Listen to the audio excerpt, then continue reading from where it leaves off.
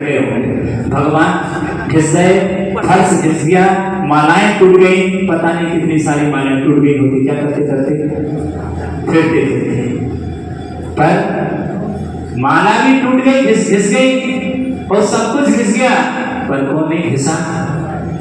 अपनी कसाई नहीं घिस पाए जिसके लिए आए थे। किसको धोने आए थे? कसायों को धोने आए थे। धो किसके रहे हो मन करके? भगवान हम धो रहे हो, और भगवान ने कचरा लगा भी रहे तो कोई हानि नहीं। क्या भगवान गंदे भी रहे तो भी कोई हानि नहीं है। तुम गंदे मत रहना, तुम्हारी गंदगी बहुत खतरनाक होगी, वो तुम्हें अभिशाप हो जाएगी। प्रतिमा की गंदगी तुम्हें अभिशाप नहीं होगी, तुम्हारे मोक्ष मार्ग में बाधा नहीं बनेगी। लेकिन तुम्हारे मन की गंदगी यदि रही तो प्रतिमा को कितना भी साफ रखना, दर्पण की तरह साफ स्वच्छ रखना, लेकिन अंदर की गंदगी होगी तो दर्पण की जैसी साफ स्वच्छ प्रतिमाएं भी तुम्हें मुक्ति नहीं दिला पाएंगी। क्योंकि क्या है अंदर, क्या है? गंदगी है। उस पूजन में, उस भक्ति में इसीलिए आए हैं, उद्देश्य यही है भगवान कि मेरे राग द्वेष कम हो जाए। विषय कसाय वंचनार्थम जिनालयम गच्छे। वो कहता है कि भगवान मैं अपने विषय कसायों से बचने के लिए मैं आपकी पूजा करने के लिए आया हूँ। ये मेरा पवित्र उद्देश्य है। मंदिर आने का एक ही उद्देश्य है कि पापाचरण, संसार के सारे पापों को मैं छोड़ करके मैं आया हूँ। जब तक जिनालय में रहूंगा कोई पाप नहीं करूंगा। कैसा उद्देश्य है? मुझे प्रतिमा नहीं है जिनालय में। जिनालय में तो साक्षात कौन बैठा है? कौन बैठा है? साक्षात भगवान बैठे हैं। ऐसे भाव से वह जिनालय जाता है और ऐसे भाव से उन जिंदगियों को क्या करता है?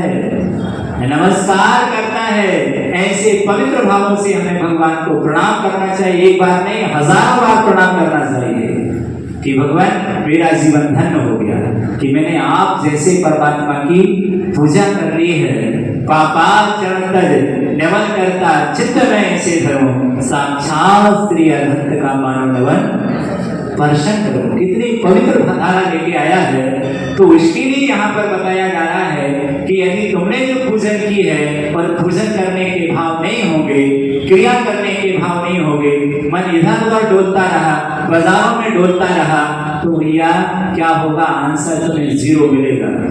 क्योंकि भाव तो उसके थे नहीं। कोई मुनि बन जाए, 28 गुरुओं का भी पालन करे निर्दोष, और पूछा जाए बोलो मुनि किस लिए बने हो तुम, और कहते कि हम तो क्या बनना चाहते? मुनि बनने का उद्देश्य क्या है? पूरे जीवन भर तुम बने रहे मुनि। 28 गुरुओं का निर्दोष पालन किया है, और 28 गुरुओं का निर्दोष पालन करने वाले उस मुनि को भी वो मुनि नहीं कहेंगे, कहेंगे मरकर तुम्हारी दुर्गति होगी। क्योंकि तुम्हारा उद्देश्य क्या है? तुम्हारा कोई उद्देश्य नहीं है।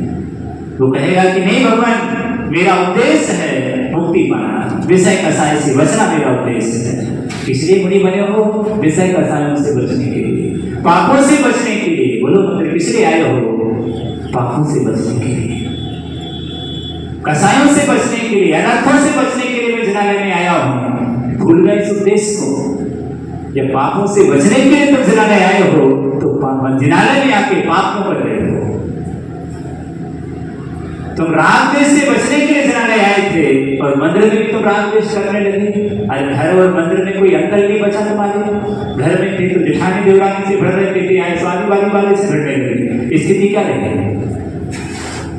क्या वहां बर्तनों पैसे लड़ रहे थे, मंदिर में भी बर्तनों पैसे झगड़ रहे थे कि हमें कटोरी मिली, हमें चम्मच नहीं मिली। तो हो रहा महाभारत। अंतर क्या था? कषाय की पोजीशन वही रही है। सर्प ने कांचनी विसार देनी, विष नहीं विसारा, जो महादुखकारी था। वो समझ रहा है कि वस्त्र कांचनी बदल देने से हम क्या हो गए? धर्मात्मा हो गए। पर विष नहीं छोड़ा उसने। ऐसी है संसारी प्राणी, वस्त्र बदल लेता है, भेष बदल लेता है, भेष बदलने को कह देता हम तो क्या हो गए? हम तो धर्मात्मा हो गए। भेष बदलने से भी कोई धर्मात्मा हो जाता तो कितना अच्छा होता। भेष बदलने से कोई धर्मात्मा नहीं हो जाता है। अंदर का भेष बदलना चाहिए, अंदर की दृष्टि बदलना चाहिए, अंदर की सोच बदलना चाहिए कि अब मैं मंदिर जाने लगा हूँ, अब मेरा पूरा जीवन बदलना चाहिए। साधु बनने के बाद पूरे जीवन में परिवर्तन होना चाहिए, तब तो साधुता का आनंद है। और यदि उसी में ही लगे रहे तो फिर साधुता किस बात की है।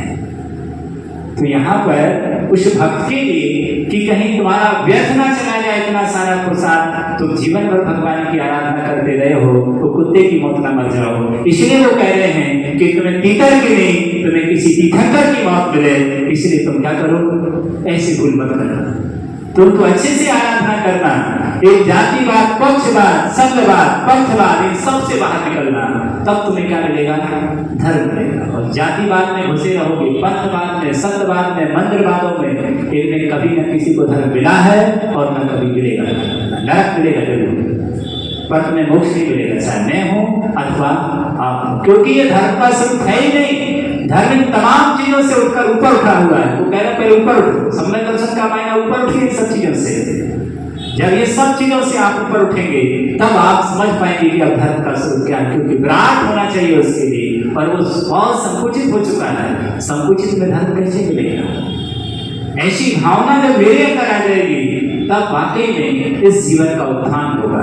अनेकों बार तुमने दर्शन कर लिए, अनेकों बार तीर्थंकरों के भी दर्शन कर आए होंगे, लेकिन मिथ्यात्व नहीं छोड़ा, अपनी अहंकार नहीं छोड़ा, अपने ईगो नहीं छोड़े, अपनी कसाई नहीं छोड़ी। जब नहीं छोड़ोगे तो भगवान क्या करेंगे? मारीची ने अपनी कसाई नहीं छोड़े, अपनी वो नहीं छोड़ी, भगवान ने क्या किया? कुछ नहीं किया। क्या कर सकेंगे? जब तुम खुद नहीं बदलना चाहोगे खुद को, तो भक्ति ठंकर भी आ जाए तो भी कुछ नहीं कर सकते वो तुम्हारा, क्योंकि तुम्हारा कौन क्या कर सकता है?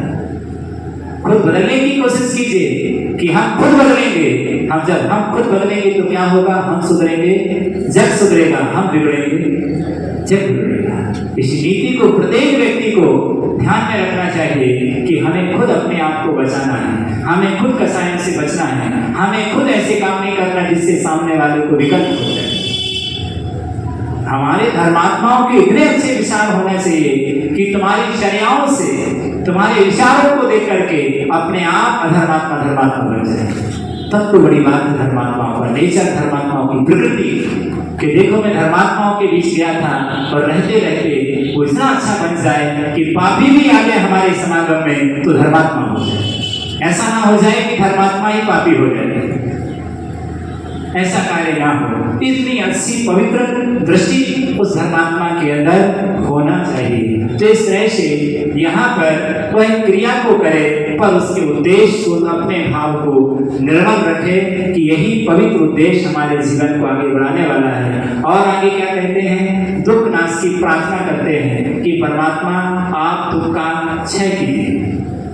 तुम नाथ दुखी जन वत्सल हे शरण कारुण्य पुण्य वशे वशिना वरिण्या भक्त्या नते मयि महेश दयां विधाय दुःखं कुरु दलं तत्परतां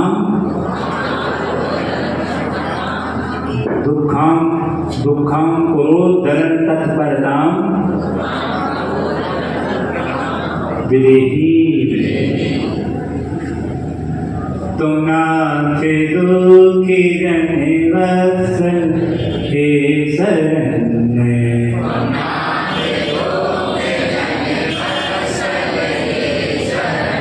कारुण्य पुण्य वशिते वसिया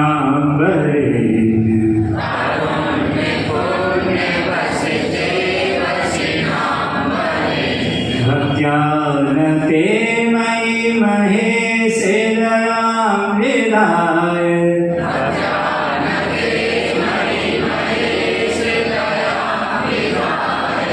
दुःखं करो दलन तत्परतां विधे।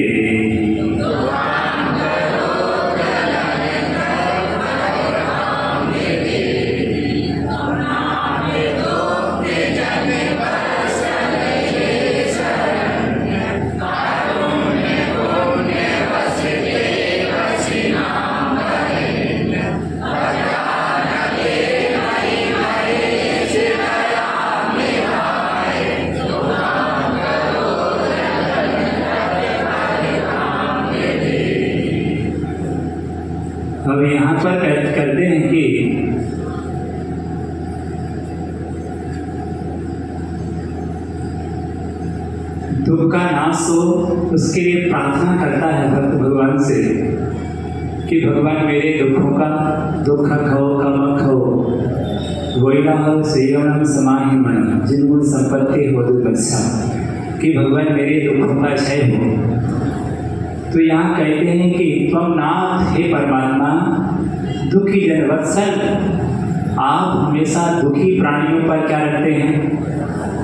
दया करते हैं, वात्सल्य की भाव रखते हैं, उन पर दया करते हैं।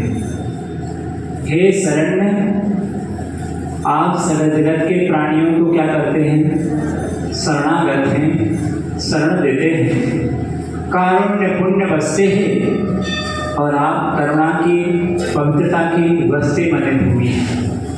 क्या है आप? करुणा की पवित्रता की क्या है?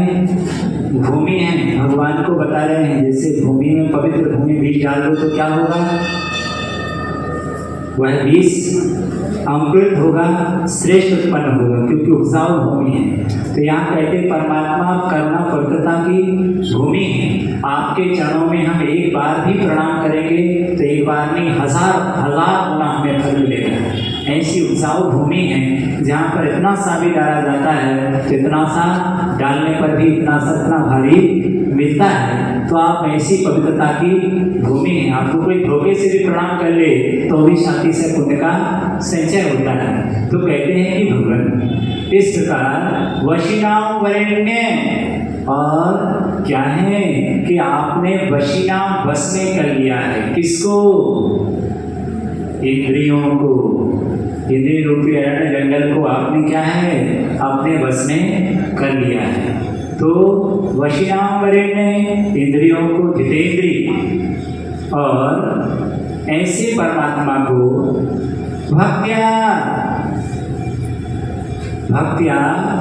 भक्ति पूर्वक मैं मेरे द्वारा नते, मैंने क्या करता हूँ? मैं आपको भक्ति पूर्वक नमस्कार महेश, हे महेश, मैं आपको भक्ति पूर्वक क्या करता हूँ?